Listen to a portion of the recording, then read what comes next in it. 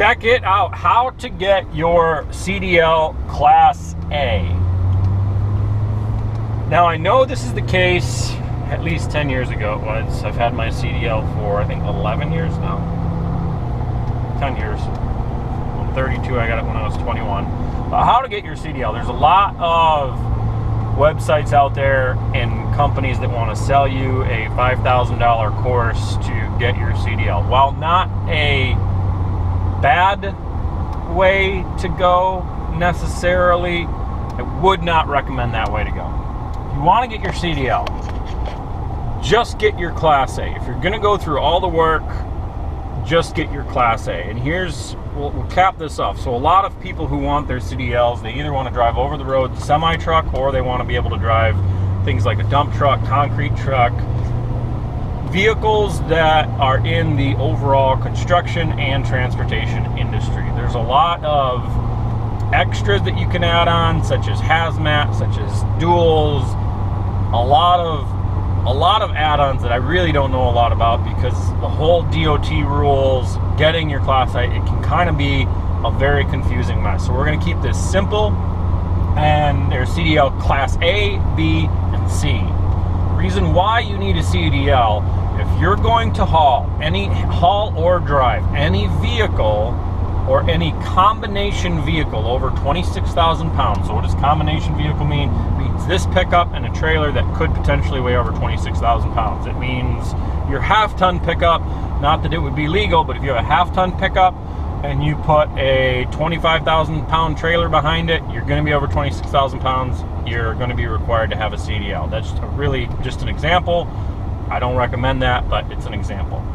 And if it's a truck, if it's a big flatbed stake truck, dual axle, 46,000 pound rear end, you got to have a Class B, I believe. But like I said, if you're going to do it, just get your Class A. Class A is combinations and air brakes, as far as I know. Again, I haven't gone through this in 10 years, but I'm telling you what I know, and it should relatively be the same. So here's how you do it. You go down to your Secretary of State, your DMV, wherever you get all your license plate information, renew your tags, your driver's license. In Michigan here, we all call it the Secretary of State. Florida, they call it the DMV. California, I've heard them call it DMV, Department of Motor Vehicles. Go to that place where you get all that information. They should have some type of information booklet that you get, and probably a practice quiz or a practice test to apply for your learner's permit. So remember how you got your driver's permit when you were 14 or 15. The learner's permit, it's this little piece of paper you get to drive with someone who's over 18. That's the exact same thing you do. So you go get this learner's permit. Once you get that learner's permit, you are now legal to drive any Class A required vehicle or Class B required vehicle. But again, just do it with a combination, because it will not hurt. If you're going through all this, just hook up a trailer to it and you'll get your Class A with the air brake endorsement. So once you've got that learner's permit, if you already work for a company, say an excavation company or some type of transportation company, then you're in like Flint, because it's, hey, I got my learner's permit, let's put me in the truck, teach me how to drive. Put me with a driver and teach me how to drive.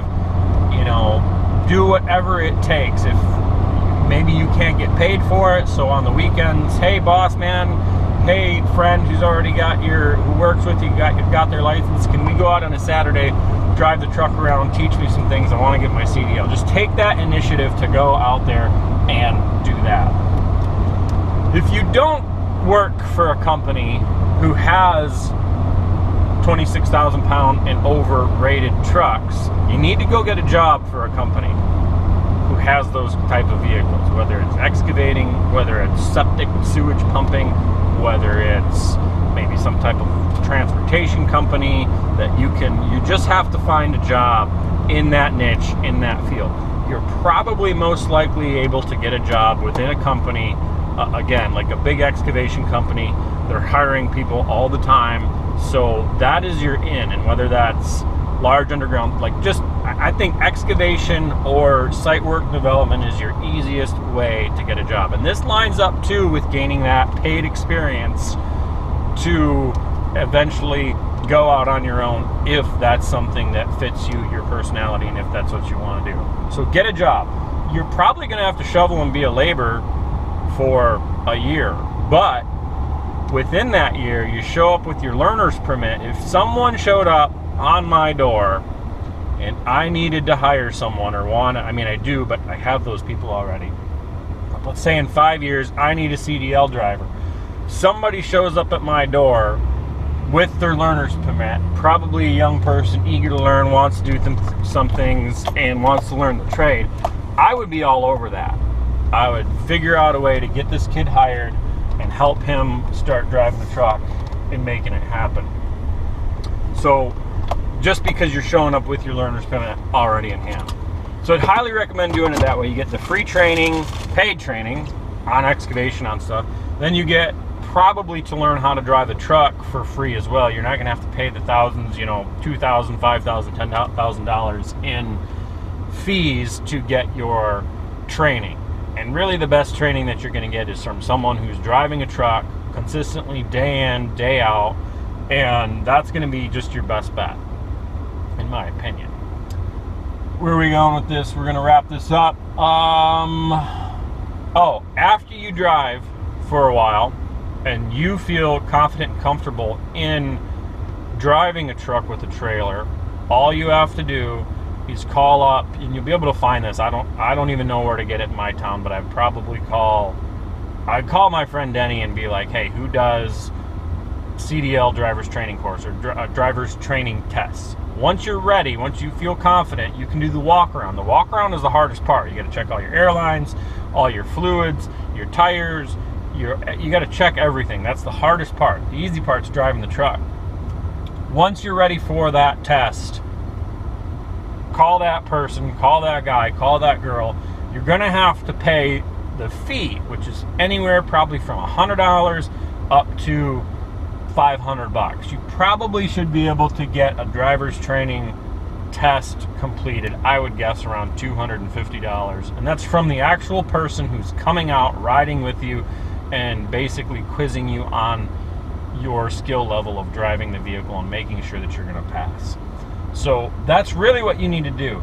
So in essence, let's say you work for a company, it takes you 3 months to pass the test. Let's say you're making $600 a week take home as a laborer, as kind of a beginner. That is $2,400 a month times 3, which is, do the math, it's like $7,200 in 3 months, less the cost of the test. Let's call it $300 for easy math. So you just got paid $7,000 to get your CDL done.